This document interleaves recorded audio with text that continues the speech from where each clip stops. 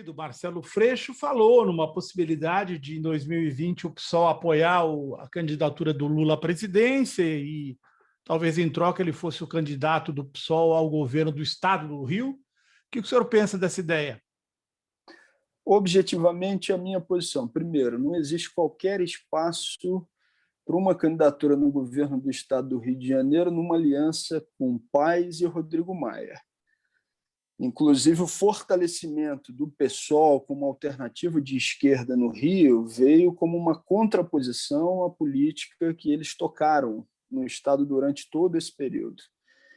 E, inclusive, se juntaram como um bloco de fato, junto com a extrema-direita bolsonarista, para fazer a aplicação da agenda que está sendo tocada, a passada de boiada. Eu estou falando de reforma trabalhista, eu estou falando de autonomia do Banco Central, eu estou falando de PEC 186. Então, começo falando pelo Estado do Rio. A nível nacional, o que eu defendo, Zenha? É legítimo que os partidos de oposição à esquerda lancem as suas pré-candidaturas, mas há um apelo por unidade na vanguarda mais ampliada, sem se preocupar com uma conceituação rigorosa do que seria essa vanguarda, né? Porque as pessoas estão muito preocupadas com os desdobramentos, e com razão, do governo de Jair Bolsonaro, das suas ameaças de fechamento de regime, das propostas que ele está implementando e da política de morte que está sendo tocada em relação à pandemia. Na minha avaliação, o lançamento de uma pré-candidatura, como foi feita por outros partidos e como pode e deve ser feita também pelo PSOL, ela tem que ser com o objetivo de articular as forças de esquerda sentando numa mesma mesa para verificar a viabilidade da construção de um programa, de uma plataforma comum. Então, defendo, sim, essa mesa entre as candidaturas da oposição de esquerda. Agora, qual é a diferença da minha posição com alguns outros setores, inclusive do campo de oposição? Não acho que cabe nessa mesa a presença da direita liberal. Não cabe as privatizações do Dória, não cabem as privatizações do Rodrigo Maia, não cabem as privatizações e a política de ampliação do Estado policial do Moro, não cabe nessa mesa aqueles que se reúnem de fato para a aplicação da agenda de desmonte em conjunto com o governo de Jair Bolsonaro. Então, nem o sectarismo de não compreender o momento que a gente está vivenciando e procurar dialogar com esse apelo pela unidade na esquerda, mas, ao mesmo tempo, também não adianta a gente fazer o jogo ou articulação da direita liberal que quer diluir o nosso programa a ser apresentado para a população brasileira, e eles fazem isso de maneira proposital, porque sabem que, majoritariamente, a população brasileira ela tem posições que se afinam à interrupção da agenda ultraliberal. Vou aos fatos. Quando o Datafolha, que não é nenhum instituto de pesquisa bolivariano, pergunta se as pessoas são favoráveis às rodadas de privatizações, de cada 10 brasileiros, 6 a 7 dizem que são contra. Quando faz a mesma pergunta em relação à reforma trabalhista, de cada 10 brasileiros, aproximadamente 6 a 7 dizem que são contra. Então, eu defendo um programa de esquerda que dialogue com esse sentimento, que consiga ser popular, não sectário, mas, ao mesmo tempo, radical, e a raiz. Inclusive, com a defesa do referendo de revogação das medidas que têm sido adotadas pelos golpistas nessa aliança entre direita liberal e extrema-direita. Essa é a mesa de negociação que eu defendo, uma mesa que possa fortalecer uma agenda de esquerda para o Brasil. Numa entrevista recente, o ex-presidente Lula, provável candidato do PT a essa altura, como o senhor disse, a gente não sabe de fato o que vai acontecer, talvez haja uma interrupção jurídica aí no meio do caminho, mas ele disse que aceitaria até que a Caixa Econômica fosse uma empresa mista, vamos dizer, que ele vendesse parte das ações da Caixa Econômica, que é estatal, que ela permanecesse sob controle do Estado, mas com parte das ações. O que aconteceu com a Petrobras lá atrás no Fernando Henrique Cardoso? O que o senhor acha dessa ideia? eu defendo um processo de reestatização, inclusive, daqueles ativos, entre aspas, que já foram entregues. A Caixa Econômica tem que ser 100% pública, a gente tem que fortalecer a presença do BNDES, do Banco do Brasil na economia. Eu defendo um processo, inclusive, de discussão popular da reestatização do que foi a Vale do Rio Doce, e defendo, inclusive, que a gente tenha um processo de recuperação do que está sendo feito na Petrobras.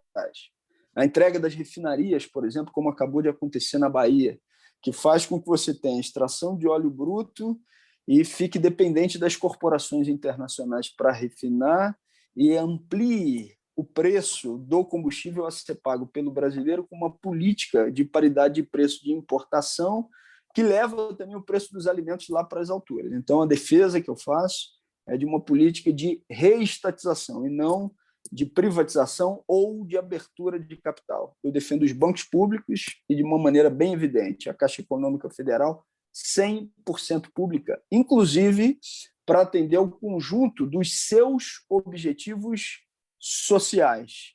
O Brasil já tem um setor financeiro que fica muito dependente de um número pequeno de bancos privados esses que elevam as taxas de juros, do juros real, lá para as alturas.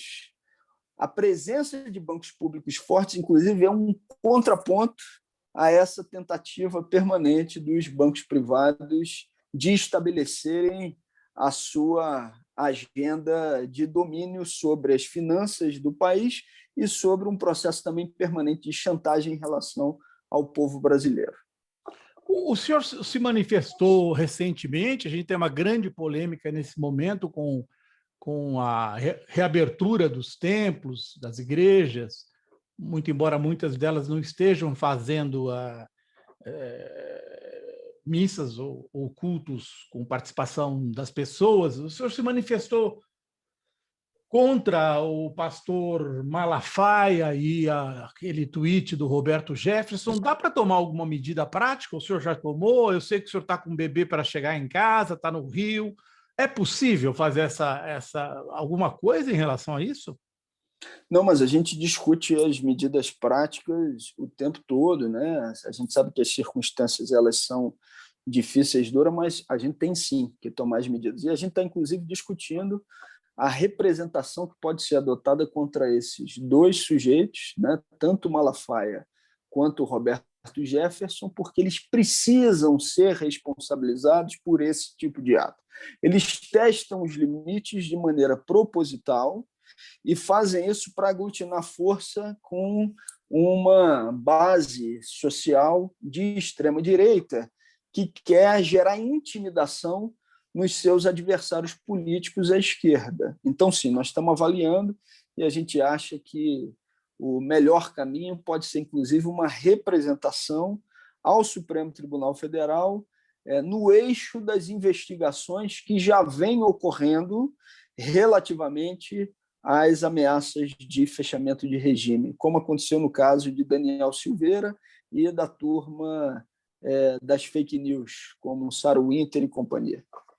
O senhor está preocupado com... As pessoas falam muito e há uma visão internacional, articulistas de vários meios de comunicação, e aqui no Brasil mesmo, a avaliação do que o Bolsonaro está fraco, está muito frágil.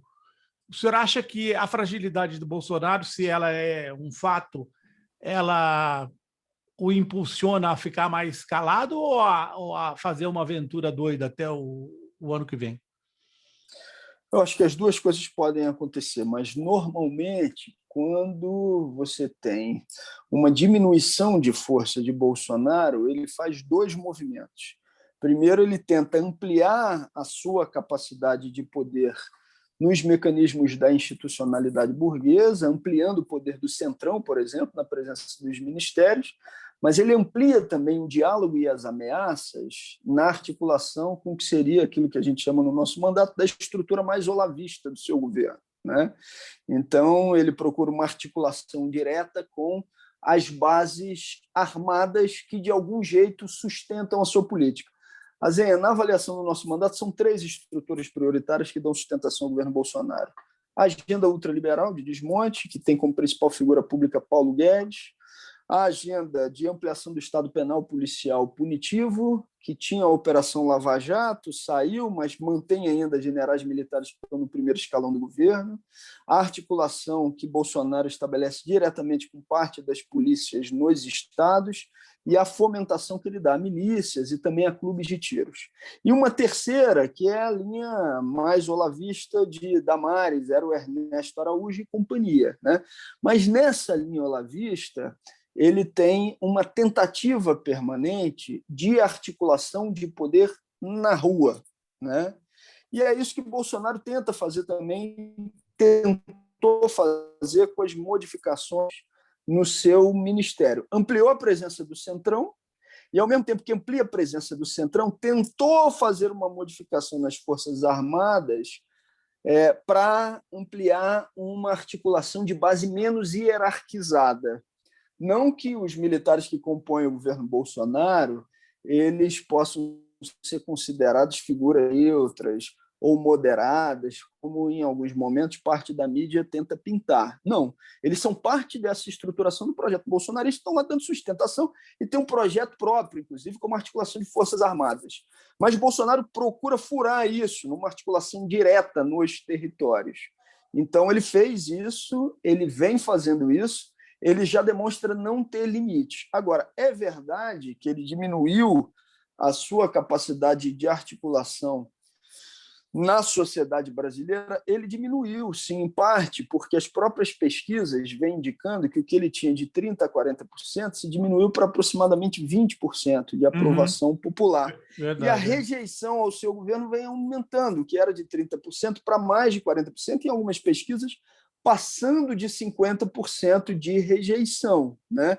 Esse é um componente, sem dúvida nenhuma, importante para colocar limites às tentativas de fechamento de regime de ataques do bolsonarismo. E vem muito essa perda de popularidade pelo desastre que é a gestão da pandemia, na implementação de uma política que, de fato, é uma política de morte. O Brasil é a pior gestão da pandemia no mundo. Infelizmente, isso está acontecendo e a gente está perdendo a vida de milhares de pessoas por conta dessa política intencional que foi tocada pelo governo de Bolsonaro.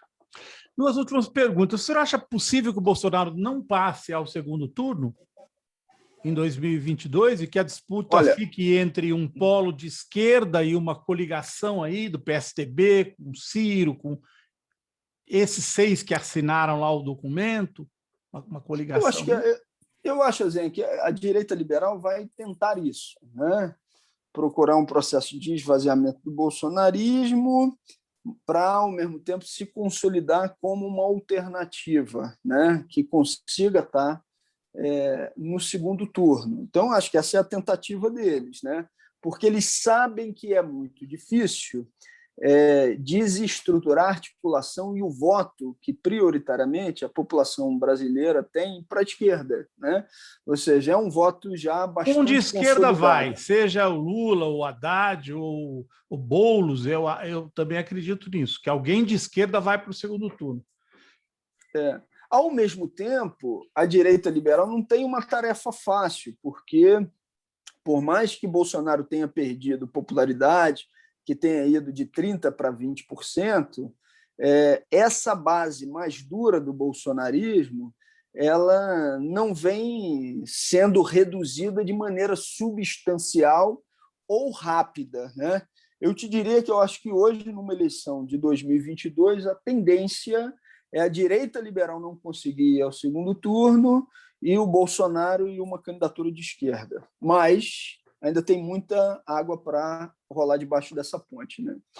Bom, finalmente, o senhor é do Rio de Janeiro, eu morei aí, eu era repórter no Rio e andei muito pelo Rio, pelas comunidades, por toda a cidade, as milícias já estavam em alta naquele período e, recentemente, houve uma especulação de uma repórter, ela não deu as fontes dela, mas ela disse o seguinte, olha, quem matou o Adriano, ligado à família Bolsonaro, na Bahia, foram soldados da PM bolsonaristas.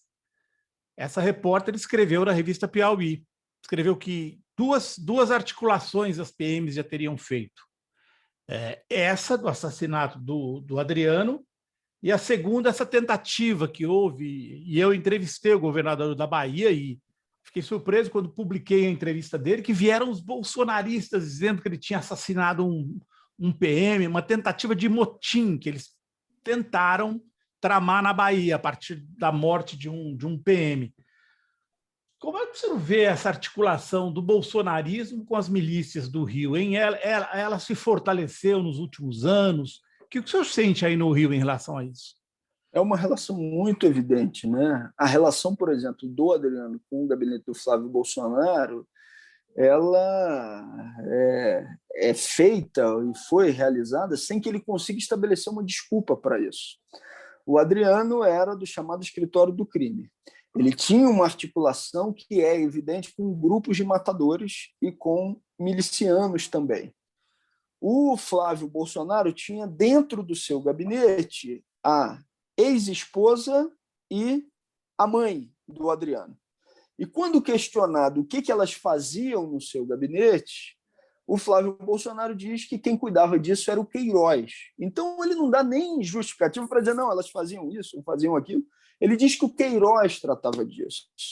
E o Queiroz, que é o articulador financeiro e político dos esquemas do Flávio Bolsonaro e do próprio Jair, da família Bolsonaro.